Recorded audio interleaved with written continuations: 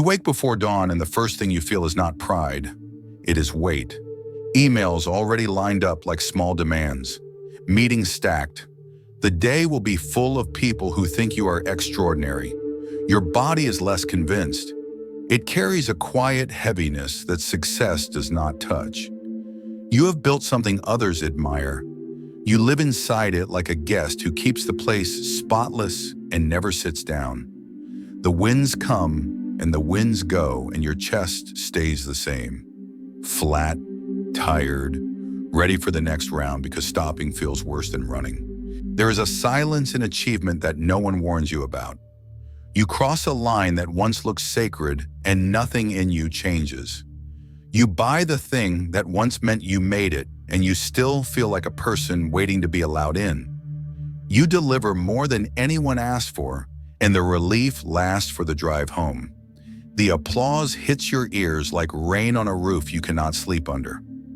The next morning, your mind is already making lists, so you do not have to hear what your body keeps saying. This is success, and I do not feel alive inside it. You look functional, and you are. You have become reliable in ways that earn you a life most people respect. The cost is quiet and steady, a neck that never releases, a stomach that drops before certain calls, a heart that beats harder after compliments because compliments mean the bar just moved again. You tell yourself this is the price. You tell yourself it will make sense when you achieve the next thing. You tell yourself to be grateful. Gratitude lands and slides off like rain on glass. The ache stays. To be honest, you did everything right by the map you were given. You learned to push through. You learned to sacrifice. You learned that rest is something you earn and ease is suspicious. You learned to convert fear into output and call that courage. The world loves this arrangement. You are useful. You are admired. You are privately empty in a way that does not fit the story. You start to suspect you are ungrateful or weak because the life that proves your worth does not let you breathe. There are scenes you do not show. Sitting in a beautiful kitchen late at night, scrolling nothing, feeling a loneliness that has no clean name, talking about strategy with perfect clarity and losing your voice when someone asks what you need, smiling while someone introduces you like a superhero and feeling your body lean away as if it knows cost better than praise, saying yes to another opportunity because the silence after a no sounds like a threat, lying in bed with victory on paper and a steady dread that feels like falling without moving. Success sharpens the parts of you the world rewards and leaves the others in a dark room. You can make decisions that move teams and still hesitate to choose a life that fits. You can lead under pressure and avoid a conversation that would make you visible. You can hold the weight of entire projects and drop the simple truth that your days do not feel like yours. Somewhere along the way, achievement became anesthesia. It kept you from hearing the signal that says this pace and this posture are costing too much.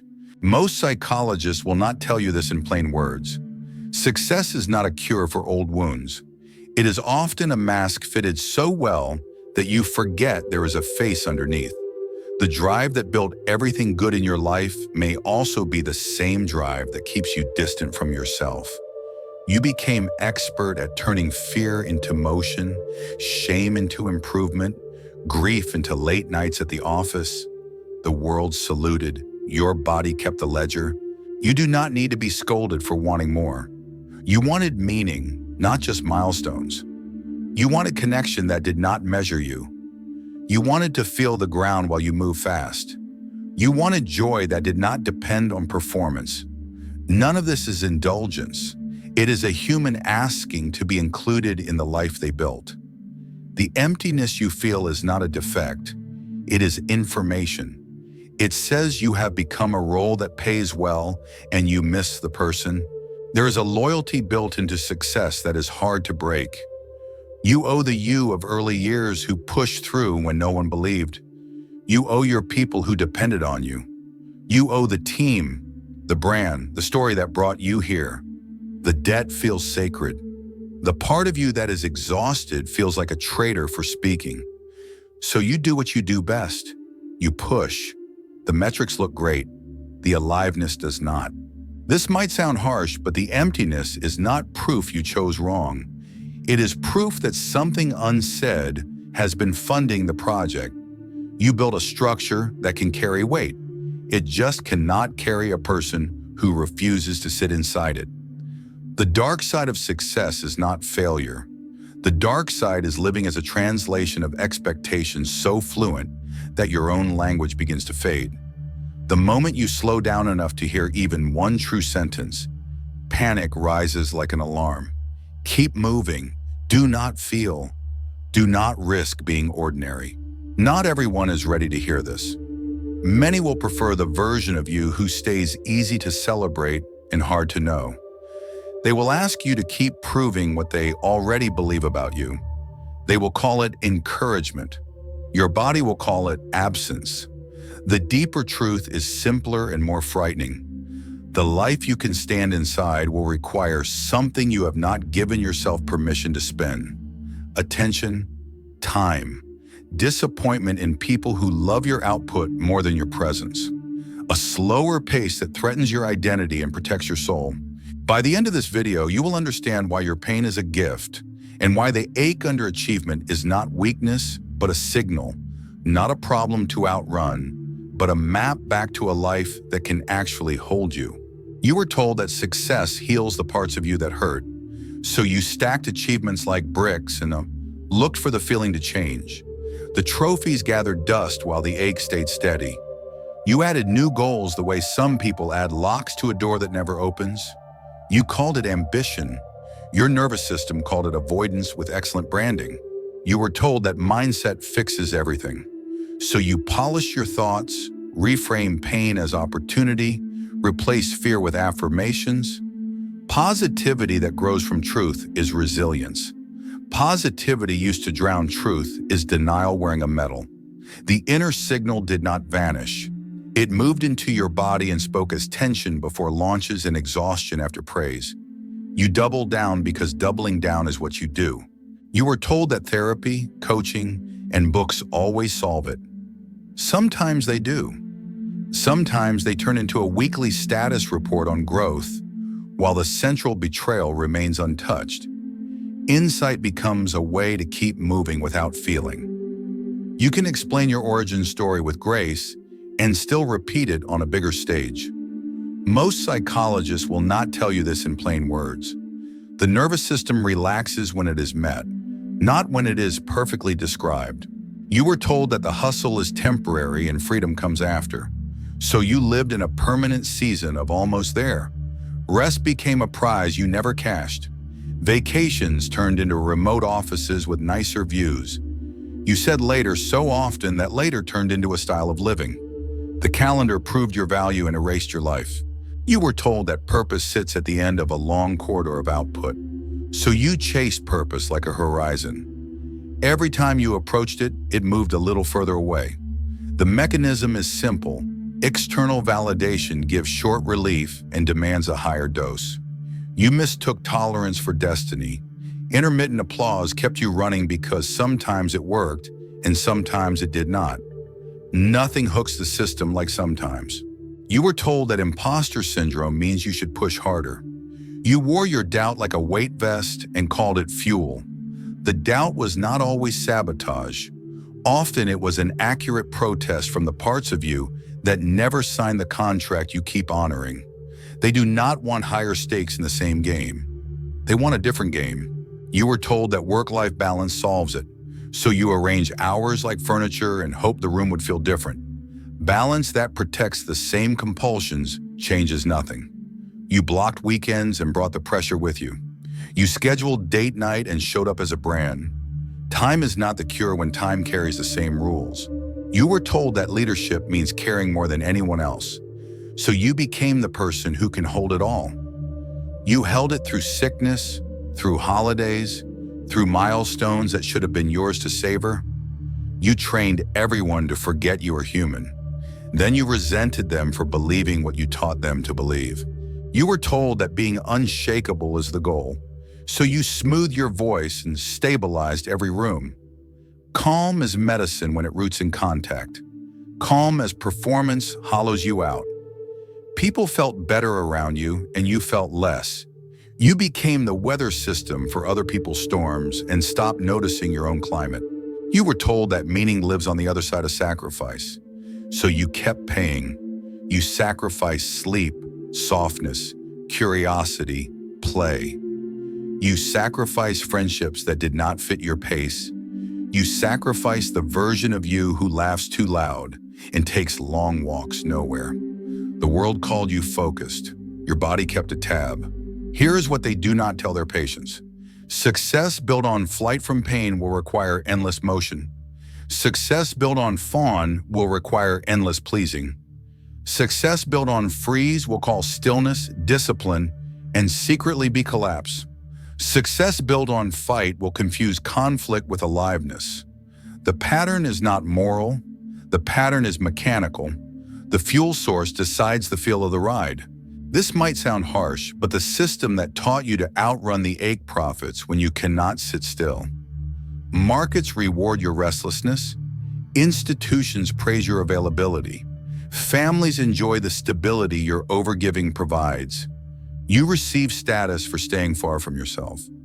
The trade looks wise from the outside and feels like a slow exile on the inside. Most psychologists will not tell you this in plain words. The problem is not that you want big things. The problem is that the person who wants them cannot get a word in. The mass chases, the role performs, the brand speaks. The human waits in a room with no windows. Achievement cannot rescue a self it does not include. You did everything the culture requested. You optimized. You networked. You leveraged mornings and hacked evenings. You found mentors and became one. You built a life that proves you can. The illusion is that can equals should. The illusion is that doing more of what works outside will fix what is empty inside. The illusion is that peace arrives as a byproduct of performance. Not everyone is ready to hear this. The moment you let the ache speak, the pace that kept you heroic will wobble. The story that kept you safe will crack. The rooms that loved your output more than your presence will call you complicated. This is the cost of contact with reality that includes you. But there is something even scarier, and we will get to that. To be honest, if you can feel the quiet ache beneath your achievements and recognize the cost of the pace you keep, if this feels like it's about you, subscribe to the channel. The algorithm will show this to others ready to face their shadow. To be honest, success is often a beautifully made mask. Depth psychology would say the mask is the persona, the part of you trained to meet the world. It smiles, decides, performs, and receives applause. The persona is not a lie, it is a tool. The trouble begins when the tool becomes the identity. Everything the mask cannot show in order to be celebrated gets stored in the shadow. Not evil, unlived life, fatigue that wants rest, anger that wants a boundary, desire that wants a different direction than the one that photographs well, grief that wants to tell the truth about cost. When the shadow is locked out, it returns as symptoms that do not care about your calendar. Numbness in rooms that used to thrill you, irritation under praise, hunger that no title touches. You read these as personal defects. They are signals from the parts you exiled to stay exceptional. Freud noticed that people repeat what hurt them. He called it repetition compulsion. In the success story, the repetition hides inside noble language. You say you are striving for excellence. Sometimes you are. Often you are replaying the old bargain that once kept you safe. Work harder and love will stay. Achieve more and chaos will quiet. Prove yourself and no one will leave. The nervous system chooses familiar patterns because familiar once meant survivable. New bosses wear the tone of old authority. Markets inherit the voice of a parent who only smiled at results. You stand on larger stages and discover the scene has not changed. The characters have new names. The script is the same. Here is what they do not tell their patients. A complex is not a clever concept. A complex is a living knot of memory, emotion, posture, and belief wired around a theme. Do not be ordinary. Do not slow down. Do not disappoint. A tone in the present matches a tone from the past, and the knot tightens by itself. Your mouth says yes before your chest has time to vote. Your diary fills before your legs register that they do not want to go. Your head writes a narrative about vision and grit, while your body writes a report about depletion. Until you can feel the knot forming and pause, the program drives your week, and you call it leadership. Trauma is not only the headline event, trauma is the survival energy that never finished moving. Fight turns into overdrive that never rests. Flight turns into permanent motion that calls itself productivity. Freeze turns into a polished calm that is secretly collapse. Fawn turns into legendary reliability that erases you while earning you awards. Success built on fight will confuse conflict with aliveness. Success built on flight will confuse speed with freedom. Success built on freeze will confuse shutdown with composure.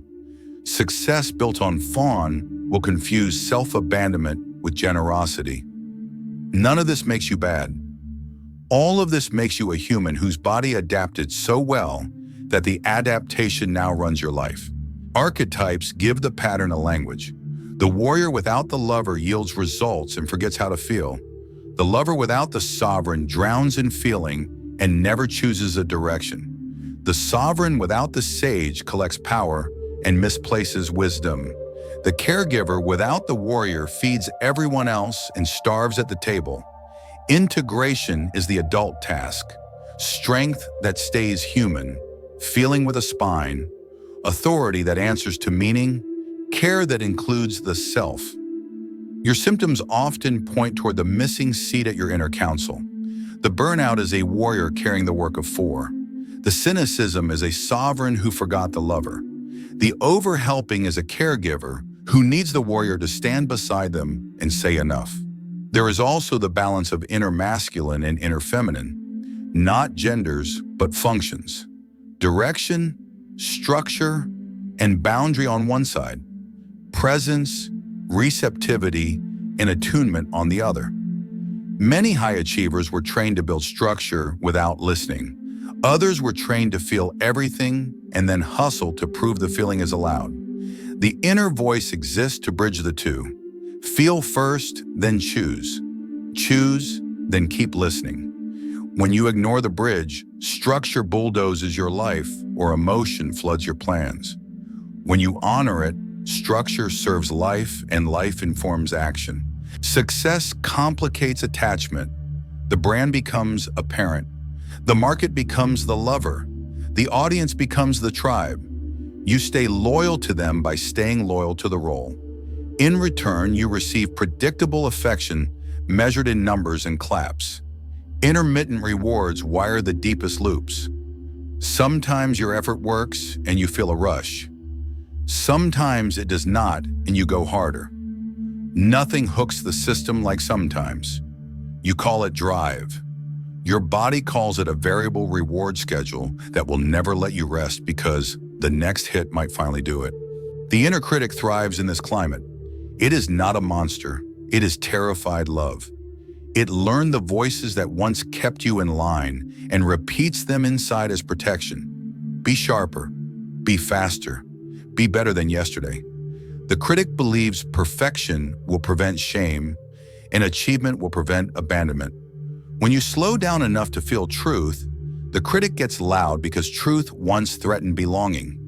If you treat the critic as a god, you obey. If you meet the critic as a frightened guardian, you set terms. You can advise, but you do not drive. Then you let your posture deliver the message. Breath available, knees soft, crown lifted. Leadership lands in the body before it speaks. Power dynamics bend all of this further. In fields where extraction is normal, your competence becomes a resource to mine. You are rewarded for ignoring the signal that says the cost is too high.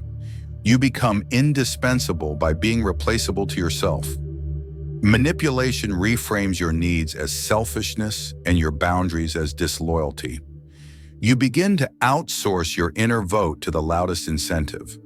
The more you comply, the more the field expects compliance. The more you resist, the more you are told you are ungrateful to the opportunity that built you. The trap is elegant. The trap works until it does not. Most psychologists will not tell you this in plain words. The body is not a metaphor in any of this. Your nervous system is tracking safety under awareness, tone, pace, eye contact, the slope of a colleague's sentence. If you talk from a braced spine and a held breath, your words carry the signal of fear no matter how perfect they sound. People who play power games hear the signal and push. If you ground and lengthen your exhale before you speak, your sentence arrives with a different weight. The same words change impact because the instrument changed. Somatic leadership is not a trend. It is how your system tells the room you exist. Here is the paradox at the center. You build a life by overriding discomfort. That skill gave you everything people admire. That same skill now prevents you from feeling the information that would let you steer. Pain is not the enemy of success. Pain is the dashboard light that says something true needs attention. When you treat pain as a malfunction to suppress, you rebuild the same machine with shinier parts. When you treat pain as data, you discover which projects are costumes and which are callings, which relationships are arrangements and which are love, which risks are real and which are fears wearing expensive clothes. Not everyone is ready to hear this. Including yourself requires disobedience to a story that has paid your bills and built your name. It requires slowing the pace that made you bulletproof and letting the body tell you where you have been paying with your life. It requires letting grief move for the years you traded presence for performance. It requires letting anger shape a boundary so your care can be clean. It requires admitting desire in a language that does not fit a deck. But there is something even scarier, and we will get to that. When you stop using achievement to outrun what hurts, you will feel how much of your empire was built on fear. The discovery will shake some rooms and end some roles. It will also make space for a life that can carry you without consuming you. And here comes the most painful truth. The applause will never be loud enough to cover the sound of a self you keep leaving. The dark side of success is not ambition. The dark side is amnesia. The cure is not to shrink your life. The cure is to remember it includes you. This is where achievement stops being anesthesia and starts becoming a tool you choose. No hacks, no performance, only repeatable practices that teach your body that slowing down and telling the truth will not end your life.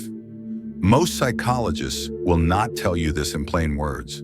Techniques only work when your nervous system feels safer than your old story. Safety is not an idea. Safety is felt presence while emotion moves. Begin with orientation before decisions. Let your eyes land on something ordinary that feels friendly. A window, a cup, a plant. Let your exhale be a little longer than your inhale. Feel the weight of your feet. Name simple sensations in plain words. Warm, tight, heavy, buzzing.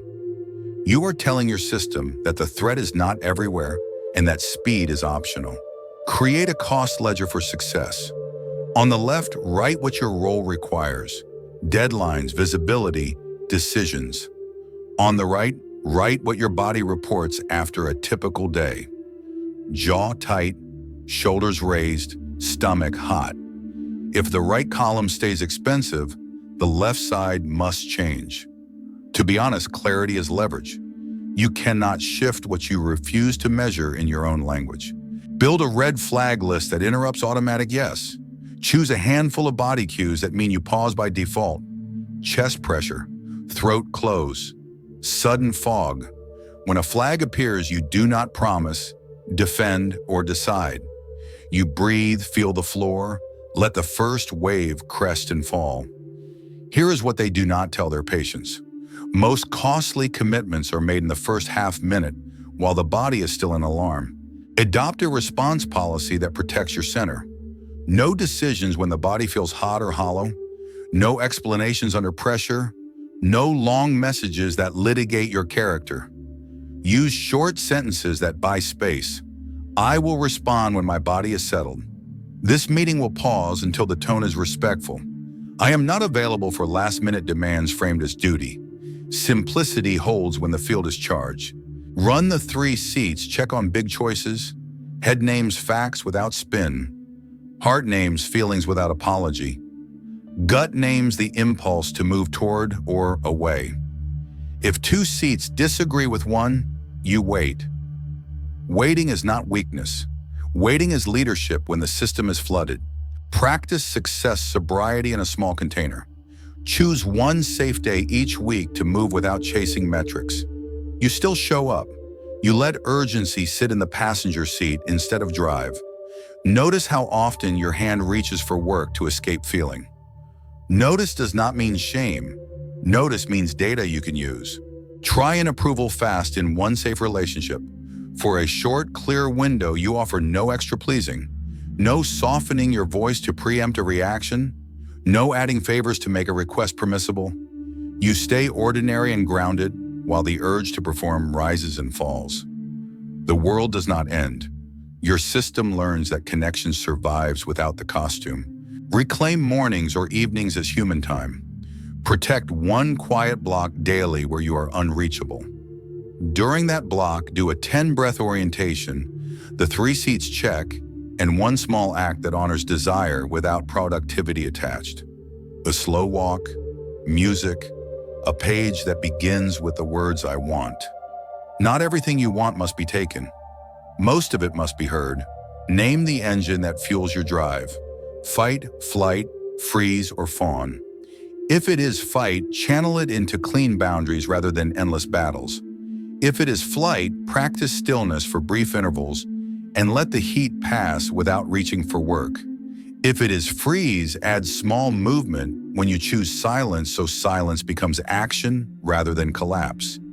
If it is fawn, practice the sentence, I will get back to you, and let your body settle before you commit. Write 2 lists that expose the split. The list of roles that receive applause. The list of parts of you that do not. The part that makes money. The part that paints. The part that leads. The part that needs. Each week, take one concrete action that proves to your nervous system that the unapplauded parts still belong. 10 minutes is enough. Consistency outruns intensity here. Set a humane cap for output. Decide the maximum number of meaningful decisions you make in a day before your clarity degrades. Decide the maximum number of hours your body can carry without resentment. Hold the line. Most psychologists will not tell you this in plain words. Boundaries are logistics before they are philosophy. Rewrite your success contract. The old contract says always be available, outrun the ache, turn every emotion into fuel. The new contract can sound like this. I will be generous without paying with myself. I will work with excellence without worshiping urgency. I will lead with a spine and a pulse. I will not stay in rooms that need my collapse to function. Give anger a clean channel so it becomes protection instead of self-attack. Press your palms into a wall with steady pressure while breathing out. Feel your feet push the floor. On the exhale, say one boundary in a simple sentence. I do not explain under pressure. I do not accept last-minute chaos as character. I do not stay in rooms where I vanish. Posture carries the message first. Words follow. Let grief move on purpose. Success often sits on top of old loneliness. Choose a short window and a song that matches your weight. Sit with a photo or memory tied to the season you skipped to keep achieving. Let breath become audible. If your body wants to curl, let it. If your body wants to rock, let it. Grief is not the opposite of progress. Grief is the passage back to presence. Speak with the inner critic as a frightened guardian, not a god. Thank it for its original purpose. Set terms. You can advise, but you do not drive. Adjust your posture so the message lands. Crown lifted, knees soft, breath available. Leadership lands in the body before it speaks. Design tiny truth experiments at work. Say no once where you would normally volunteer. Ask for what you need in one meeting without apologizing. End one call on time, even if the room tries to extend. Record what happens in your body and in the field. These are not tests of bravery. These are proofs that reality holds when you stand in it. Not everyone is ready to hear this. When you stop financing the story that your worth equals your performance, some rooms will thin. That is painful and clean. Your clarity will attract people who care about the person inside the role. The rest is not yours to carry. If you saw yourself in these words, write in the comments, "I no longer run from pain." Let's see how many are ready for the truth. If you feel it's time to meet your shadow, write, "My darkness is my strength." Let's build a community of those unafraid to look within. To be honest, the dark side of success was never about being too driven. It was about being too distant from yourself while you drove. You learned to turn discomfort into output and applause into oxygen. That kept you moving and kept you away from the room where your truth waits. Most psychologists will not tell you this in plain words. The end of that distance does not arrive as a grand revelation. It arrives as ordinary loyalty repeated until your system believes you. You pause before promising. You breathe when urgency arrives as bait. You let a clean sentence stand where an old speech once lived. You leave a room that needs your collapse to function. You do it again tomorrow. And here comes the most painful truth. No amount of winning cancels the need to belong to your own life. The clapping will never be loud enough to drown out the self you keep leaving. The calendar will never be tidy enough to replace presence. The title will never be heavy enough to anchor you. The only weight that holds is your own consent to be here as a person and not only a role. Not everyone is ready to hear this.